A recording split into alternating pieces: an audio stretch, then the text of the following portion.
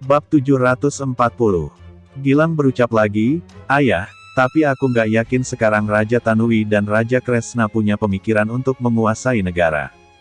Gilang khawatir Raja Tanui dan Raja Kresna bukan hanya tidak berminat untuk berbagi kekuasaan, sebaliknya mereka adalah pendukung Ibu Suri. Tentu saja, Raja Ararya memahami hal ini. Namun, dia malah tertawa sinis dan menimpali, siapa yang nggak mau menjadi penguasa kerajaan. Jadi, kamu nggak perlu khawatir. Siapapun akan tergerak saat dihadapkan dengan keuntungan. Gilang segera menyela, "Ayah, kalau berbuat seperti ini, mungkin kita nggak bisa mundur lagi. Ayah harus pertimbangkan baik-baik. Bagaimanapun, ini adalah aksi pemberontakan." Raja Ararya yang telah membuat keputusan berujar, dalam setiap pertarungan, pasti ada yang menang dan kalah. Sang pemenang akan menjadi penguasa, inilah hukum rimba. Kala ini, muncul masalah lagi di dalam pasukan kerajaan Agrel. Para bawahan melapor secara bergantian. Raja Ararya, Tuan Gilang, muncul bandit di kota bagian barat. Bandit-bandit ini merampok kediaman penduduk dan pasukan kerajaan Agrel gagal melawan mereka sehingga, para bandit kabur.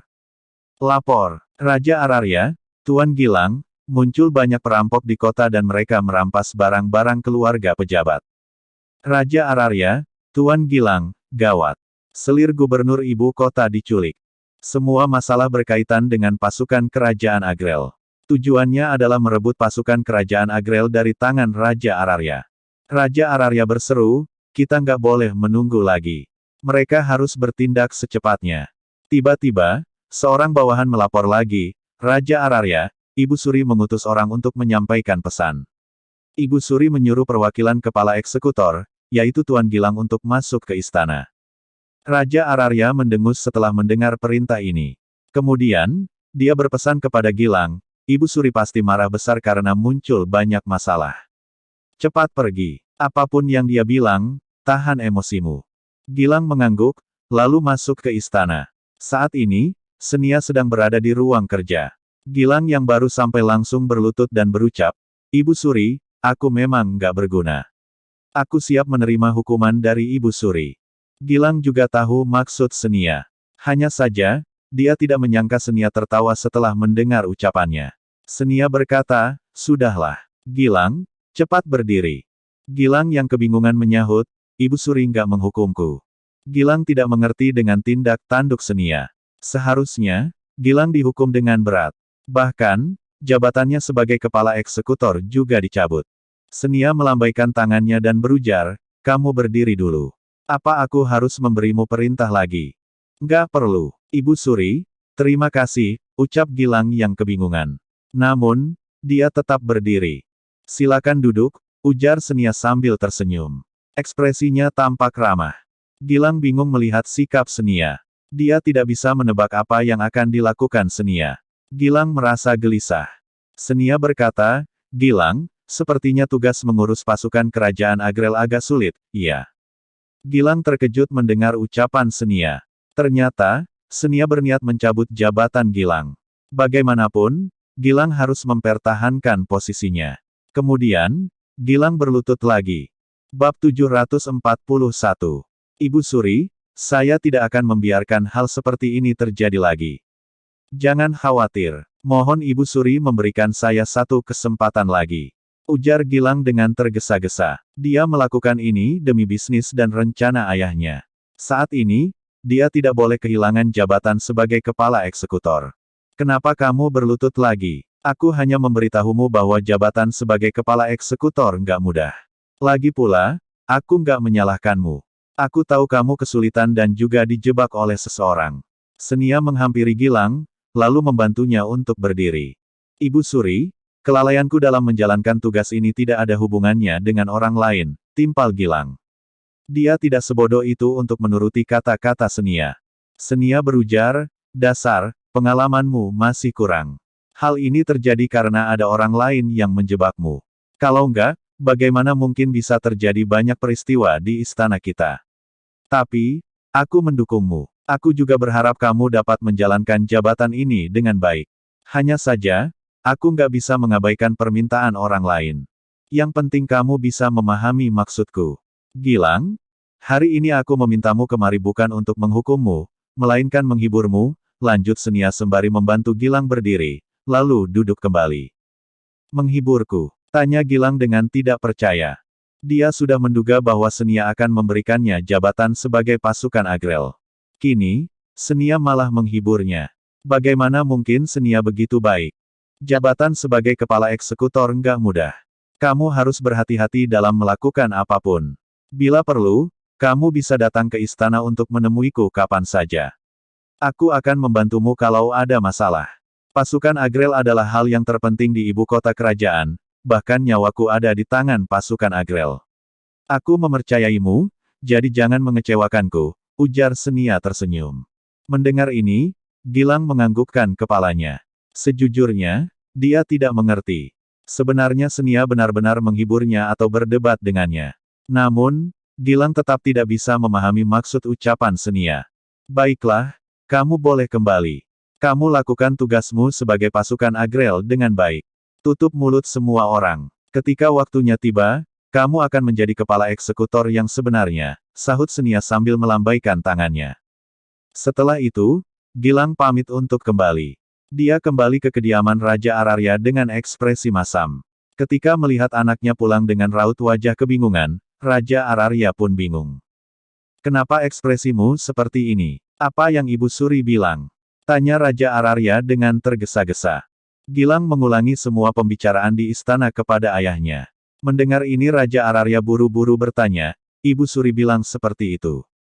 Gilang mengangguk dan menimpali, benar, ayah. Sebenarnya apa maksud Ibu Suri? Sepertinya Ibu Suri benar-benar sedang menghiburku.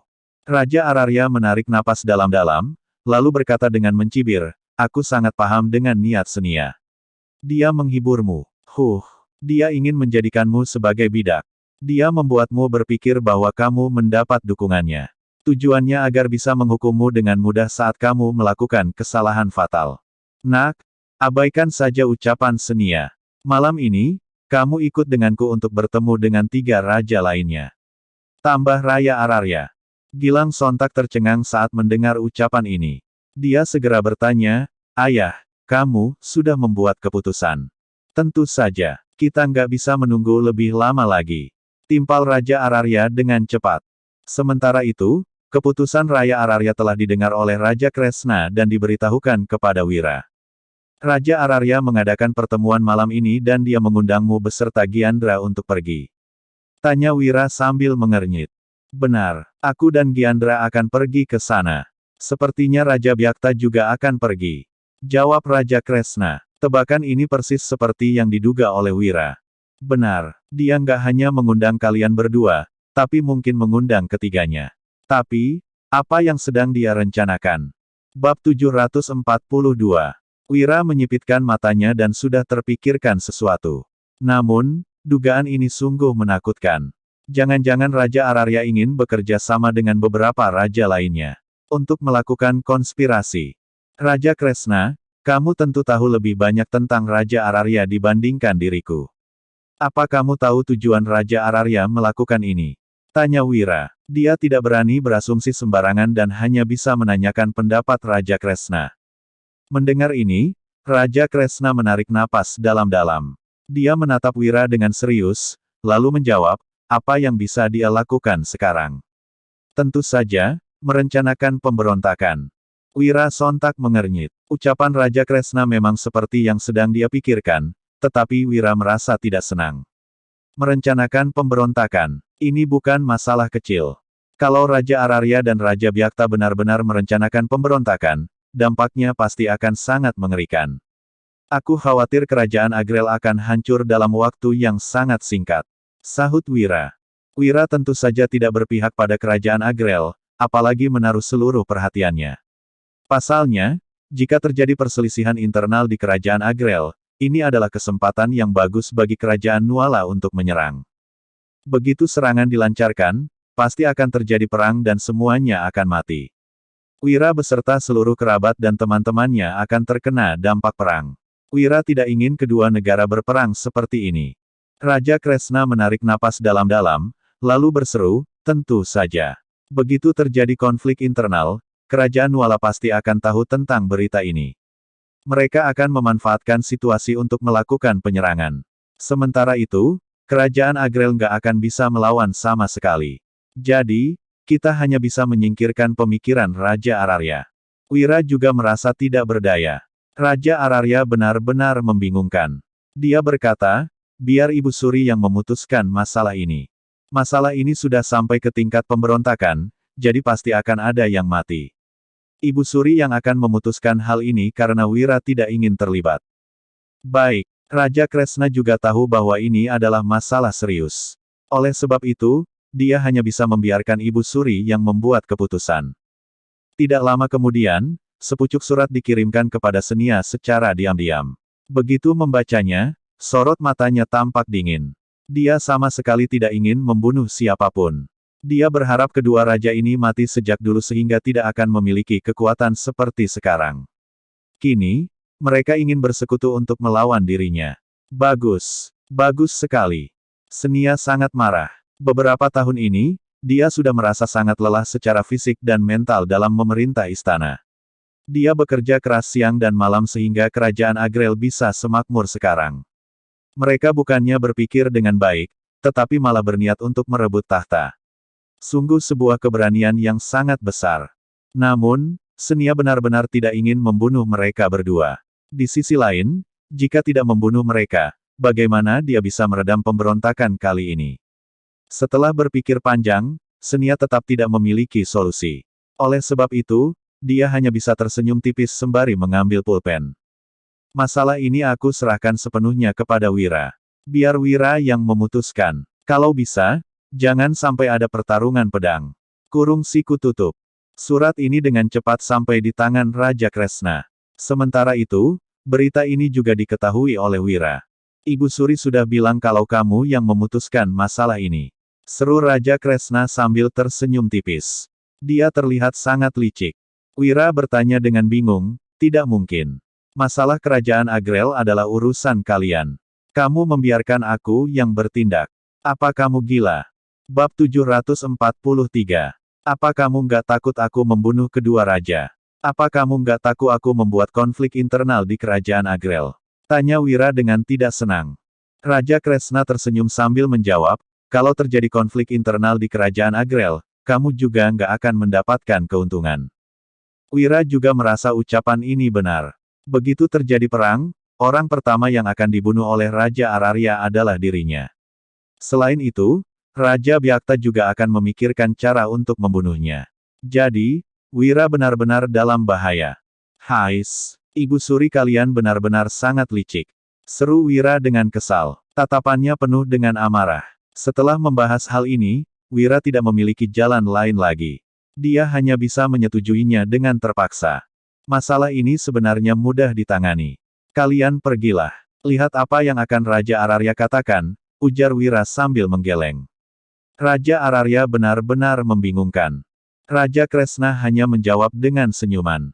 Malam telah tiba. Saat ini, di sebuah penginapan yang tersembunyi di tengah kota. Lampu terang di seluruh kota sudah dipadamkan, tetapi lampu di penginapan ini masih menyala terang. Raja Ararya sedang menunggu. Dia telah menyiapkan makanan dan bir di atas meja. Saat ini, hanya ada dia dan Gilang. Ayah, apa mereka benar-benar akan datang? Tanya Gilang dengan gugup.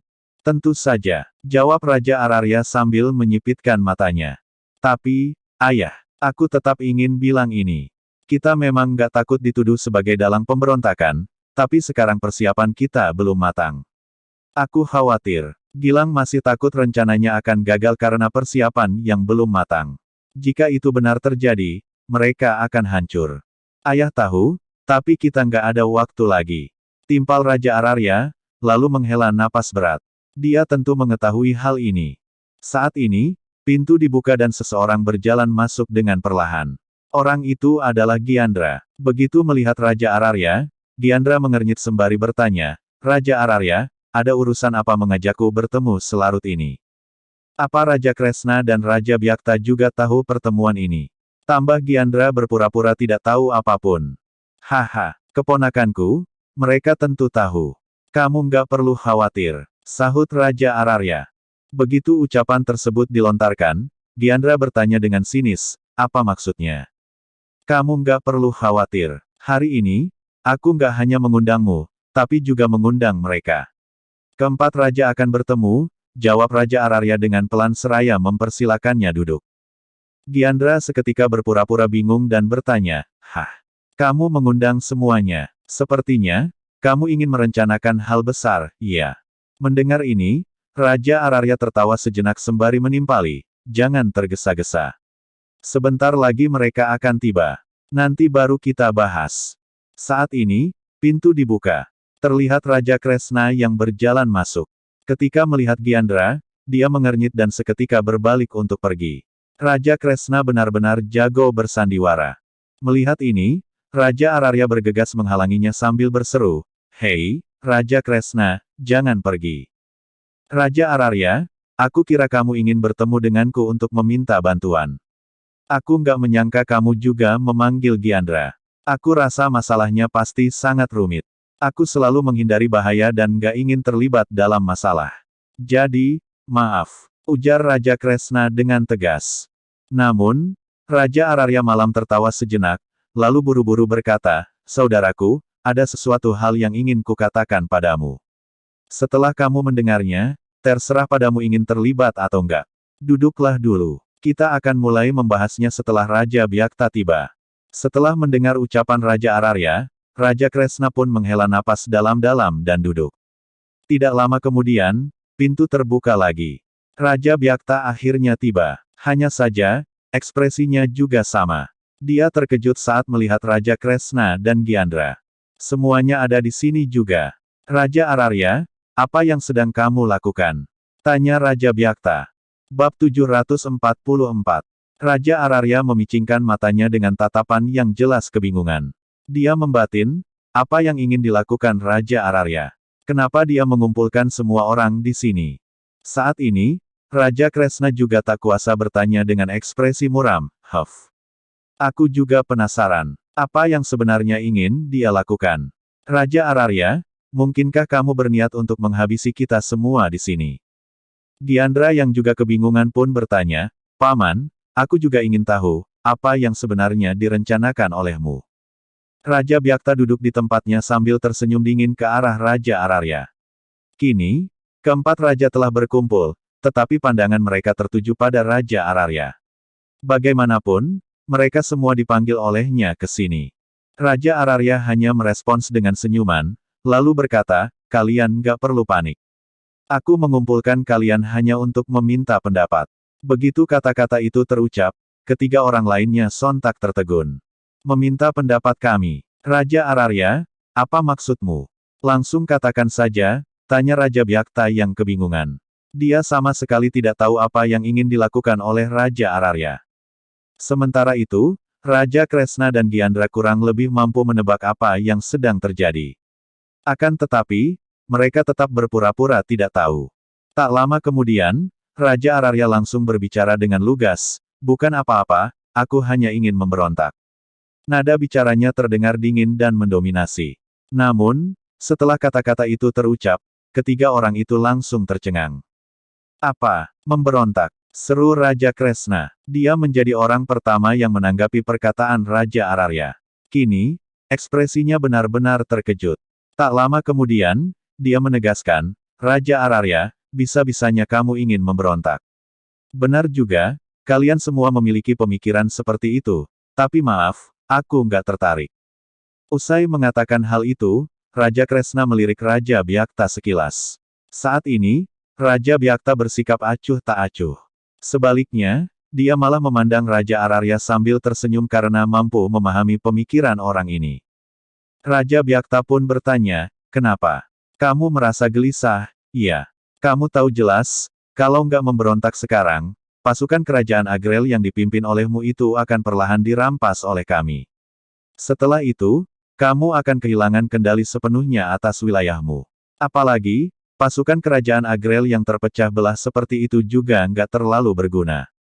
"Perkataanku benar, kan?" Raja Ararya memang tidak ingin menyembunyikan niatnya sehingga menjawab, "Kamu benar, jadi aku ingin memberontak sebelum itu terjadi.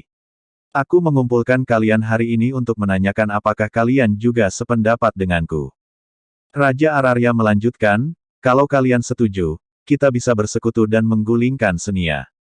Bagaimanapun, kerajaan Agrel memang milik kita sejak awal. Setelah kakak meninggal, kita membiarkan wanita itu menjadi penguasa kerajaan Agrel. Beberapa tahun sudah berlalu, seharusnya itu sudah cukup, kan? Jangan mengatakan bahwa kalian gak pernah memikirkan ini sebelumnya. Raja Kresna mungkin gak pernah memikirkannya, Diandra mungkin juga gak pernah. Tapi, Raja Byakta, kamu pasti pernah memikirkannya, kan? Tanya Raja Ararya dengan santai. Sementara itu, Raja Byakta menjawab tanpa ragu-ragu, benar, aku memang pernah memikirkannya. Senia hanyalah seorang wanita, jadi dia nggak pantas memerintah kerajaan Agrel. Bagaimanapun, ini adalah tanah air milik keluarga kita. Raja Byakta menimpali, belum lagi, dia hanyalah istri dari kakak kita. Wanita itu sebenarnya memang nggak pantas. Tapi, kalau kita memberontak sekarang, siapa yang akan menjadi penguasa kerajaan Agrel? Saat ini, Raja Byakta mengemukakan poin penting. Apabila dia yang menjadi penguasa, tentunya tidak akan ada masalah. Namun, Raja Ararya kemungkinan besar akan menjadi orang pertama yang menentangnya. Selain itu, Diandra juga mungkin tidak akan setuju. Hanya Raja Kresna yang tidak akan mempermasalahkan hal ini. Sebab, dia sama sekali tidak memiliki ambisi untuk merebut tahta. Setelah mendengar pertanyaan tersebut, Raja Ararya sontak menjawab sambil tersenyum, aku sebenarnya sudah memikirkan masalah ini. Kita bisa membagi kerajaan Agrel menjadi 4 wilayah yang berbeda. Bab 745. Usai Raja Ararya mengutarakan pendapatnya, Raja Byakta langsung menanggapi seraya tersenyum. Ternyata kamu berencana untuk membagi kerajaan Agrel menjadi 4 bagian, lalu masing-masing dari kita mendapatkan satu wilayah. Itu memang ide yang bagus, tapi kita perlu memikirkan masalah kesenjangan ekonomi yang signifikan dalam kerajaan Agrel. Siapa yang akan menguasai wilayah yang kurang makmur? Selain itu, siapa pula yang akan mendapatkan ibu kota negara? Tanya Raja Byakta. Hal ini juga merupakan masalah yang perlu dipikirkan.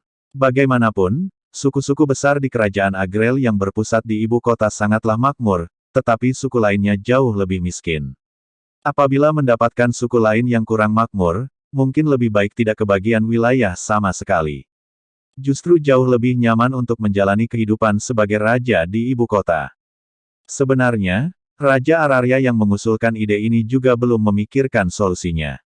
Akan tetapi, dia tetap berkata, meskipun ini cukup rumit, kita masih bisa mencari solusinya.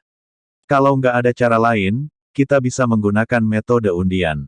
Tapi, yang terpenting sekarang adalah apa kalian benar-benar nggak ingin menggulingkan Ibu Suri. Raja Byakta, aku tahu apa yang kamu pikirkan. Raja Ararya melanjutkan, pasukan kerajaan Agrel yang dipimpin olehku sudah dalam keadaan terpuruk. Kamu mungkin mengira bahwa kekuatanmu akan menjadi jauh lebih kuat dari kekuatanku. Itu sebabnya, kamu merasa bahwa dirimu adalah orang yang paling pantas untuk mendapatkan ibu kota. Setelah itu, Raja Ararya mengingatkan, tapi, jangan lupa akan satu hal. Kalian semua menargetkanku sekarang, sementara Senia hanya menonton dari samping. Kalian pasti memahami pepatah memetik keuntungan dari hasil pertikaian orang lain, kan? Terlebih lagi, Wira bukanlah orang biasa. Suatu saat nanti, dia pasti akan menyingkirkan kalian semua juga. Usai mendengarkan perkataan Raja Ararya, ekspresi semua orang di sana sontak berubah. Mereka jelas memahami bahwa Raja Ararya tidak sedang bercanda. Apalagi, kenyataannya memang demikian. Saat ini, mereka terus terlibat dalam perang antara saudara dan Senia hanya menonton. Jika ini terus berlanjut, mereka pasti akan menderita kerugian. Kini, mereka masih bisa duduk bersama dengan damai karena belum mengalami kerugian yang besar satu sama lain. Akan tetapi, begitu konflik antara mereka mencapai titik puncak, itu akan sepenuhnya menjadi malapetaka.